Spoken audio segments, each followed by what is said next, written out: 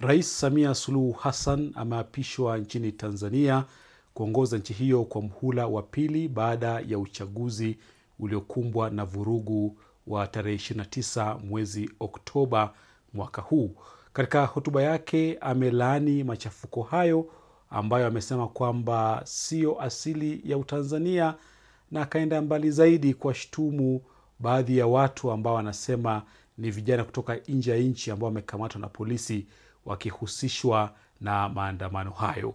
Aidha, ameongeza kwamba katika uongozi wake wa muhula huu wa pili ataendelea na jitihada za maridhiano na kuongoza kwa haki. Hata hivyo, chama kikuu cha upinzani Chadema nacho kimeendelea kusema kwamba hakuna uchaguzi uliofanyika na hakikubali kabisa matokeo ambayo yalimpa ushindi wa 98% Rais Samia Suluhu Hassan katika uchaguzi ambao umekumbwa na utata.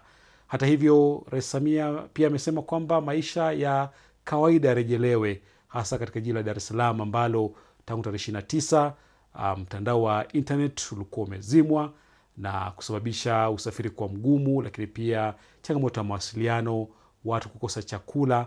Sasa kinachosubiriwa ni kuona baada ya Rais Samia kuapishwa iwapo maisha ya kawaida yatarejea katika maeneo mengi ya nchi hiyo, hasa katika jiji kuu la kibiashara la Dar es Salaam.